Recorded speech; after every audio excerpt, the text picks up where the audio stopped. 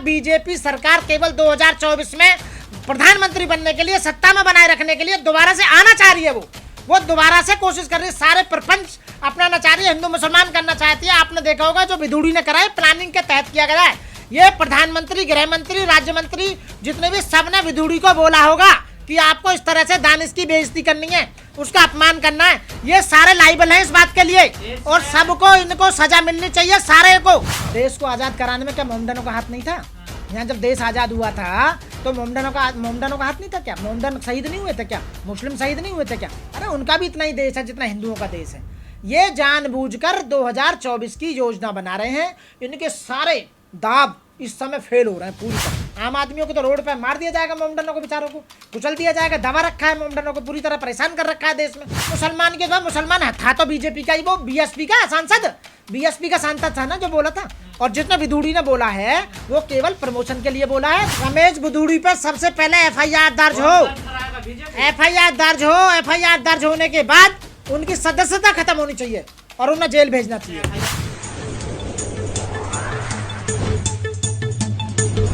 कि वो 2024 में जीत रहे हैं।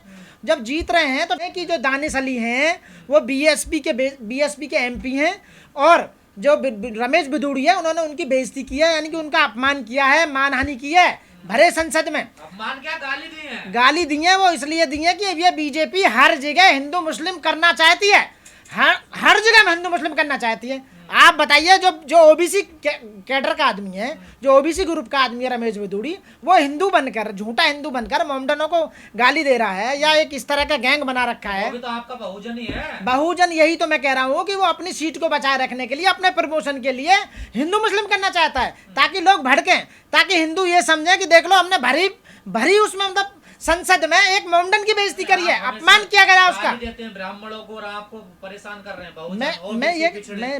मैं क्वेश्चन ये है कि बीजेपी कर क्या रही है? बीजेपी के एमपी कर क्या रहे हैं? बीजेपी के एमपी, बीजेपी की सरकार कर क्या रही है? बीजेपी के मंत्री कर क्या रहे हैं? आप ये देखिए ना, तो उसका जो रिजल्ट है जनता अच्छी तरह जानती है कि ये हर चीज में हिंदू मुस्लिम देखना चाहते हैं।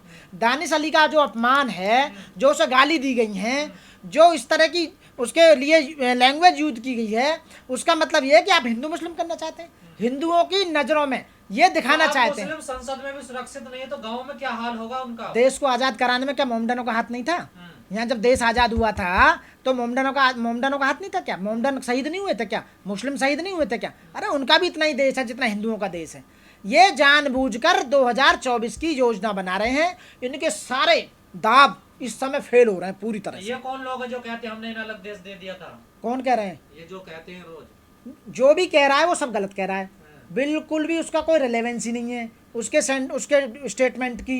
सब इस तरह की बात है कि पूरे देश में एजुकेशन को कम करके अनपढ़ों की नजर में केवल ये आना चाहिए कि ये जो बीजेपी के सांसद हैं ये हिंदू मुस्लिमों को दबाने का काम करते हैं। आप लोग करवा रहे हैं सब कुछ, बीएसपी करवा रही है सब कुछ। बीएसपी क्यों करवाएगी? बीएसपी तो अपनी इंडिपेंडेंट पार्टी है, अपना लेकर चल रही है, अपने बाबा साहब के मिशन को लेकर चल रही है, संविधान को पूरी तरह से एग्जीक्यूट करना चाहती है, एग्जीक्यूट नहीं हो रहा संविधान, पूरा रिजर्वेशन को एग्जीक्यूट करना चाहती है, मानवता में विश्वास रखती है, समानता में विश्वास करती है, भाईचारे में विश्वास करती है, न्याय में विश्वास रखती है। क्यों नहीं? मैं कह रहा हूँ अकेले चुनाव लड़ोगे तो बीजेपी जीतेगी, यही चाहते हैं। ये कौन डिसाइड करने वाला है कि हम अकेले लड़ेंगे बीजेपी के साथ मिलकर लड़ेंगे?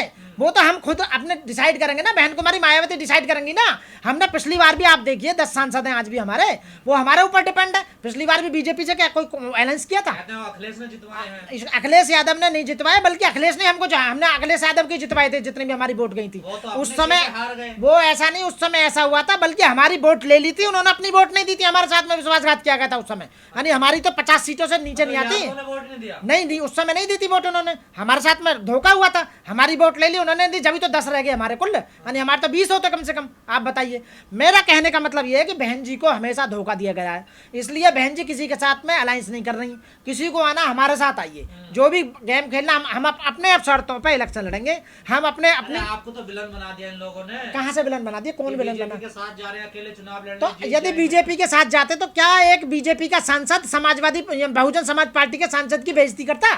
इस तरह से भरे संसद में मानहानि करता? क्या बताइए आप ये तो क्लियर होगी ना बात कि हम बीजेपी की बी टीम नहीं है, बीजेपी के हम सहायक नहीं है, बीजेपी को नाम सपोर्ट कर रहे हैं। अरे तो मुसलमान के बाद मुसलमान था तो बीजेपी का ही, वो बीएसपी का सांसद, बीएसपी का सांसद था ना जो बोला था, और जितना विधूड़ी ने बोला है वो केवल प्रमोशन के लिए बोला है। दूसरी बात ये मैं फिर कहूंगा, सांसद कार्य में इस्तीफा दे दूंगा, भावुक हो रहे हैं, रो रहे हैं वो परेशान है, रात में नींद नहीं आती है। एक सांसद, आप बताइए, संसद में एक सांसद से बड़ा तो कोई है नहीं। अब एक सांसद की ये स्थिति है तो आम आदमी की क्या स्थिति होगी? आम आदमियों को तो रोड पे मार दिया जाएगा, मोमडनों को, बेचारों को कुचल दिया जाएगा। दबा रखा है मोमडनों को, पूरी तरह परेशान कर रखा है देश में।